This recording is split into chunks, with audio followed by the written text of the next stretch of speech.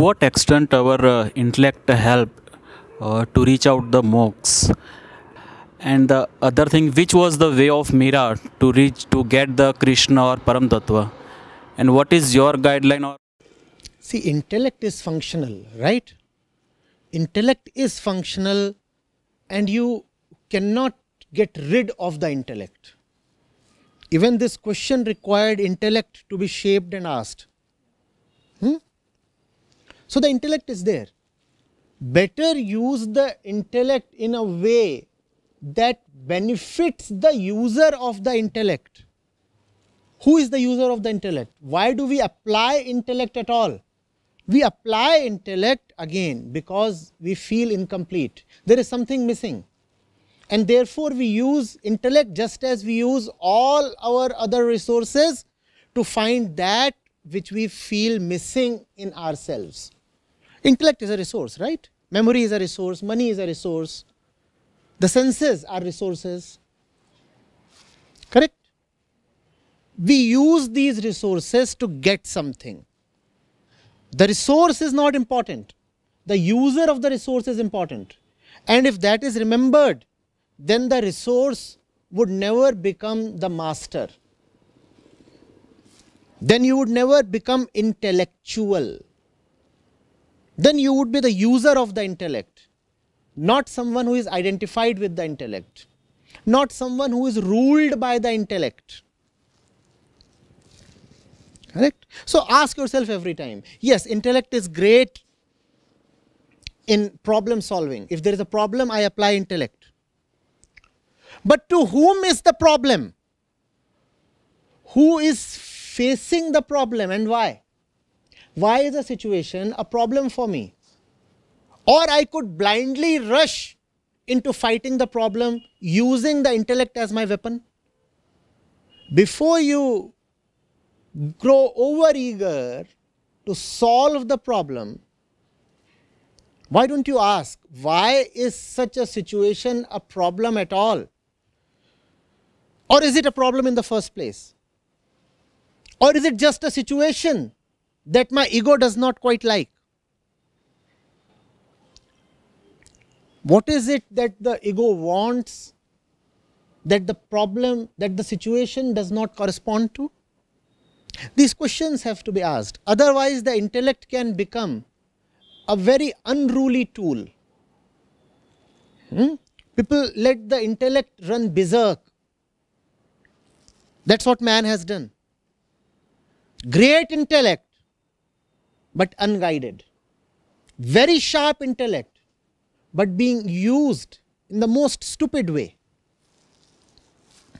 Don't you see the products of man's intellect?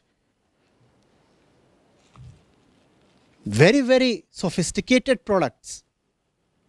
But if you see what those products have brought us to, then you will realize whether we are using the intellect or whether we are being used by the intellect. Most people grow so overwhelmed by their own intellect that they just don't know how to carry it. Just as you must learn how to carry a dress, for example. No? There is a certain etiquette in carrying a dress. Similarly, you must know how to carry your intellect. There has to be a certain grace. Otherwise, you would be buried under your intellect.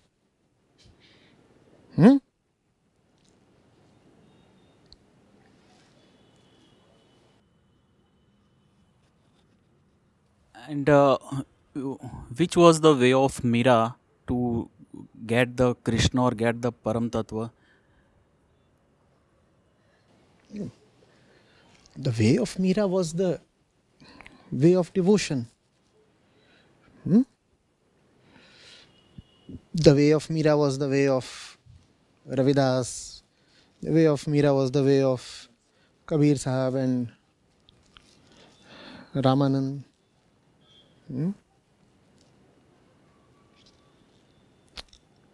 What specifically do you want to know about Mira's way?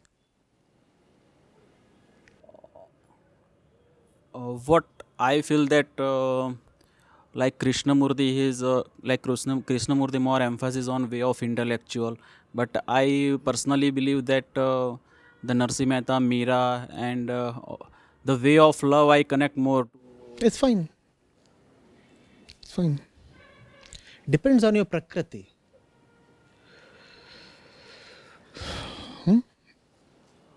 No two brains are the same, no two minds are the same, no two persons are the same. So each must have his own route to his liberation. And the routes cannot be just broadly classified into 3 or 5 or 7. There have to be 1,000 routes. There have to be as many routes as there are people. There have to be as many routes as there are movements. What is suitable for you right now might not be suitable for you 5 minutes later.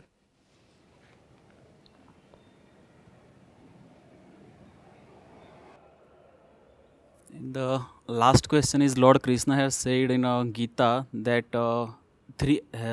he used 3 words: Kshetra, Kshetragna, and Kshetra Rakshak. So means There is Kshetra, there is Kshetragya. What is the third one? Kshetra Rakshak. Kshetra Rakshak. Has he really used this? Yeah. You are referring to chapter 13, right? Yeah.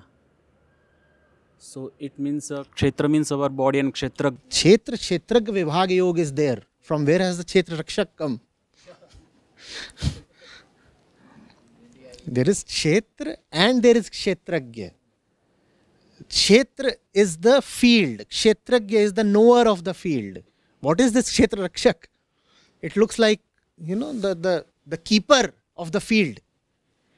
Kshetra, when translated to Hindi, means khet. Kshetra Rakshak would be some kind of a farmer guarding his fields. None of that. There is Kshetra and there is Kshetragya. What is the Kshetra?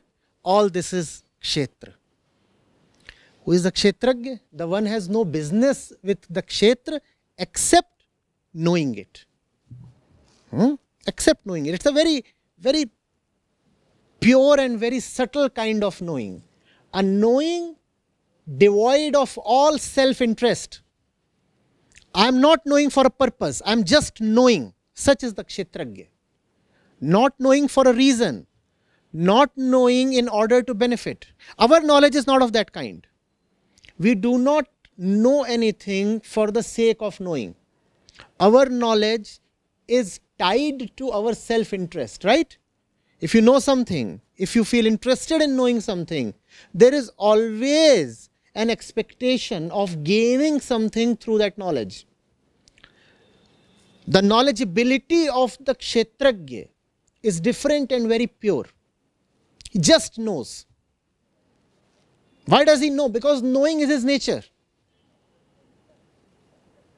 That's the Kshetra and that's the Kshetragya. So, Kshetra refers to all the expanse of the senses, this entire universe. That's the Kshetra. And Kshetragya refers to that capability inside you in which you can know and yet not be bound. Otherwise, knowledge itself becomes a foundation. Knowledge itself becomes bondage. Kshetragya is your potential to know and yet not be attached.